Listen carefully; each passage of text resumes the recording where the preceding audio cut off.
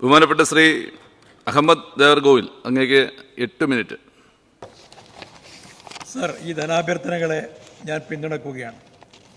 സമാനതകളില്ലാത്ത പ്രതിസന്ധികളിലൂടെ കടന്നുപോയിട്ടും തൊഴിലവസരങ്ങൾ സൃഷ്ടിക്കുന്നതിലും ക്ഷേമ പദ്ധതികൾ നടപ്പിലാക്കുന്നതിലും ഈ സർക്കാരിൻ്റെ ആത്മാർത്ഥതയെ ആർക്കും ചോദ്യം ചെയ്യാൻ കഴിയില്ല. സാധാരണഗതിയിൽ നടത്തുന്ന തെരഞ്ഞെടുപ്പ് വാഗ്ദാനങ്ങളല്ല ഇടതുപക്ഷ ജനാധിപത്യം നടത്തിയിട്ടുള്ളത് എന്ന് നമുക്കറിയാം. പാലിക്കാനുള്ള വാഗ്ദാനങ്ങൾ പ്രഖ്യാപിക്കുകയും അത് നടപ്പിലാക്കുകയും ചെയ്ത പാരമ്പര്യമുള്ള മുന്നണിയാണ് കേരളത്തിലെ ഇടതുപക്ഷ ജനാധിപത്യ മുന്നണി എന്ന് നമുക്കറിയാം. അതുകൊണ്ടായിരുന്നു 2016 ഭരണത്തിന് ശേഷവും 2021 വീണ്ടും ഒരു തുടർ ഭരണത്തിനുള്ള അവസരം ഈ സംസ്ഥാനത്ത് ജനങ്ങൾ ഇടതുപക്ഷ ജനാധിപത്യ മുന്നണിക്ക് നൽകിയത് എന്ന് നമുക്കറിയാം. എന്നാൽ കഴിഞ്ഞ തെരഞ്ഞെടുപ്പുമായി ബന്ധപ്പെട്ട് UDF നടത്തിയിട്ടുള്ള പ്രചണ്ഡമായ പ്രചാരവേലകളിൽ ഒരിക്കൽ പോലും കേന്ദ്രം ഭരിക്കുന്ന BJP സർക്കാർ നമ്മോട് ചെയ്തിട്ടുള്ള വാഗ്ദത്ത ലംഘനത്തെക്കുറിച്ച് അവർ സൂചിപ്പിക്കുന്നത് കണ്ടില്ല. അവരുടെ ആവനാഴിയിലെ അവസാന അസ്ത്രങ്ങളും എടുത്ത് ഇടതുപക്ഷത്തിനെതിരായി പ്രയോഗിക്കുന്നതായാണ് നമുക്ക് അനുഭവപ്പെട്ടിട്ടുള്ളത്.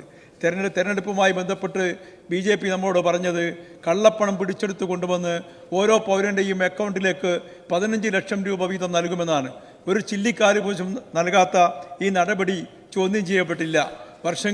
ഓരോ വർഷവും 2 ലക്ഷത്തോളം തൊഴിലവസരങ്ങൾ സൃഷ്ടിക്കും എന്ന് പറഞ്ഞ് തൊഴിലവസരങ്ങൾ സൃഷ്ടിക്കാൻ അവർക്ക് സാധിച്ചില്ല.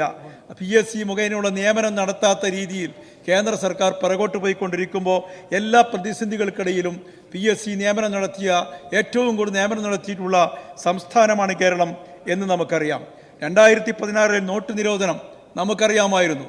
ആ നോട്ട് നിരോധനവുമായി ബന്ധപ്പെട്ട് കേന്ദ്ര സർക്കാർ പറഞ്ഞത് കള്ളപ്പണം പുറത്തു കൊണ്ടുവരാനാണ് ഞങ്ങൾ ഈ പുതിയ നിരോധന നിയമം കൊണ്ടുവന്നിട്ടുള്ളത് എന്നാണ്. പക്ഷേ പാവപ്പെട്ടവൻ ബാങ്കിലിട്ട കല്യാണത്തിന് വെച്ച അല്ലെങ്കിൽ വിദ്യാഭ്യാസത്തിന് വെച്ച പണം തിരിച്ചെടുക്കാൻ ചെന്നുമ്പോൾ എടുക്കാൻ കഴിയാത്ത അവസ്ഥ, ATMകൾക്ക് മുമ്പിൽ ക്യൂ നിൽക്കുന്ന ആളുകളെ പോലീസ് ലാത്തിച്ചാർജ് ചെയ്തുകൊണ്ട് നിയന്ത്രിക്കാൻ കഴിയുന്ന ഒരവസ്ഥ സംജാതമായപ്പോൾ അതിനെതിരായി പ്രതികരിക്കാൻ ബാധ്യസ്ഥമായ UDF ആ സമയവും കൂടി ഇടതുപക്ഷത്തിനെതിരായി തിരിച്ചുവിടാനായിരുന്നു ശ്രമിച്ചത് എന്ന ദുഃഖസത്യം നാം ഓർമ്മിക്കേണ്ടതായിട്ടുണ്ട്. 2018 2019 മഹാപ്രളയങ്ങളും 2019 വന്ന കോവിഡ് മഹാമാരിയും സംസ്ഥാനത്തിൻ്റെ സാമ്പത്തിക രംഗത്തെ തകർത്തെറിഞ്ഞു. കൂടാതെ മോദി സർക്കാരിൻ്റെ കേരളത്തോടുള്ള വൈരുദ്ധ്യ ബുദ്ധിയോടുകൂടിയുള്ള പ്രവർത്തനങ്ങൾ നമ്മുടെ സാമ്പത്തിക രംഗത്തിന് വലിയ ആഘാതങ്ങളാണ് ഉണ്ടാക്കിയിട്ടുള്ളത് എന്ന യാഥാർത്ഥ്യം നമുക്ക് ബോധ്യമുള്ളതാണ്. രാജ്യത്തിൻ്റെ ഫെഡറൽ സംവിധാനത്തെ തകർത്തെറിയുന്ന രീതിയിൽ സംസ്ഥാനങ്ങൾക്ക് അർഹതപ്പെട്ട വിഹിതങ്ങൾ നൽകുന്നതിനോ മഹാമാരികളുടെ പശ്ചാത്തലത്തിൽ കടമെടുപ്പിൽ ഇളവുകൾ നൽകുന്നതിനോ കേന്ദ്രം വേണ്ട നടപടികൾ സ്വീകരിക്കുന്നില്ല. ഈ പശ്ചാത്തലത്തിൽ വേണം കേരളത്തിൻ്റെ സുസ്ഥിര വികസനത്തിന് ഈ സർക്കാർ നൽകുന്ന വലിയ സംഭാവനകളെന്ന് നാം തിരിച്ചറിയേണ്ടതുണ്ട്. സർ, UDF ഭരണത്തിൽ വ്യവസായത്തിൻ്റെ ശവപ്പറമ്പായി മാറിയ കേരളത്തെ പുനരുദ്ധരിക്കാൻ LDF അധികാരത്തിൽ വരേണ്ടി വന്നു എന്നതൊരു യാഥാർത്ഥ്യമാണ്. തൊട്ടതെല്ലാം പൊന്നാക്കി മാറ്റിയ വ്യവസായ മന്ത്രിയെ ഈ അവസരത്തിൽ അഭിനന്ദിക്കാൻ ഞാൻ ആഗ്രഹിക്കുകയാണ്.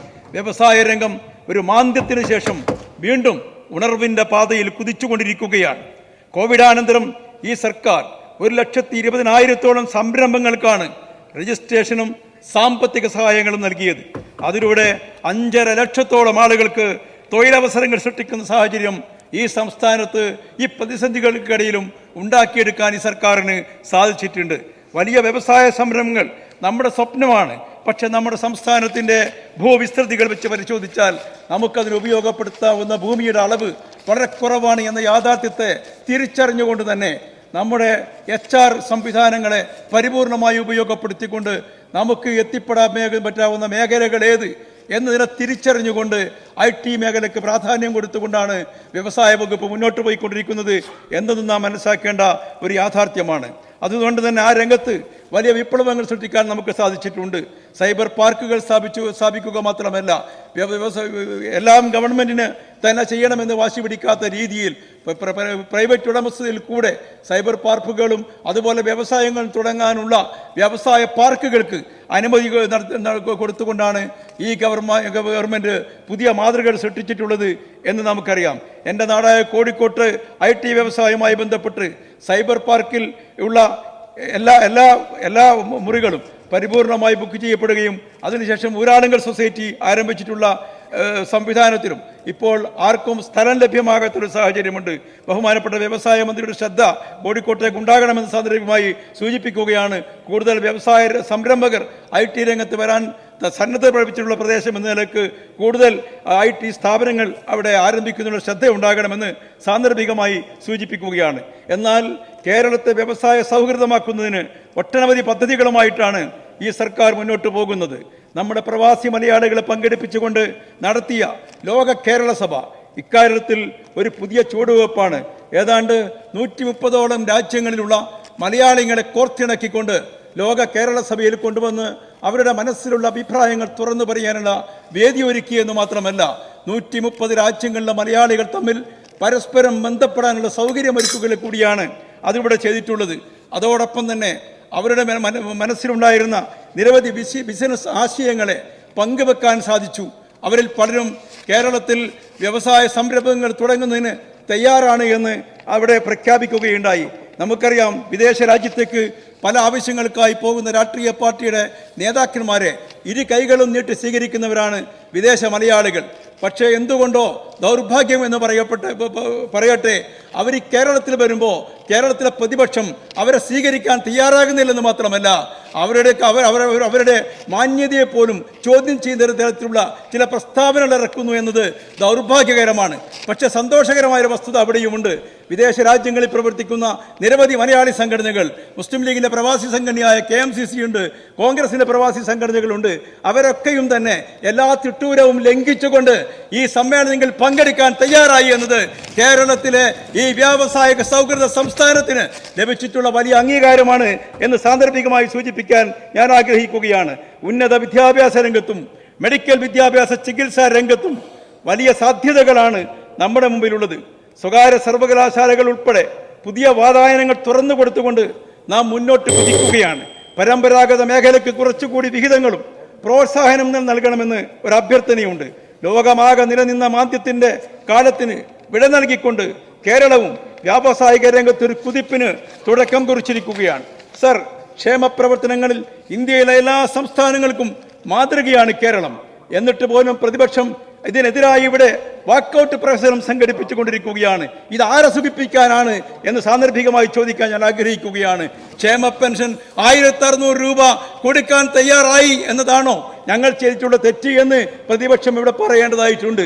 ഏതാണ്ട് 5 മാസത്തെ കുടിശ്ശികയുണ്ട് എന്ന യാഥാർത്ഥ്യം ഉൾക്കൊണ്ടുകൊണ്ട് തന്നെ എത്രയും പെട്ടെന്ന് കൊടുത്തു തീർക്കാൻ ഈ സാമ്പത്തിക പ്രതിസന്ധികളിടയിലും തയ്യാറാണെന്ന് ബഹുമാന ധനകാര്യമന്ത്രി ഇവിടെ പ്രഖ്യാപിക്കുകയുണ്ടായി.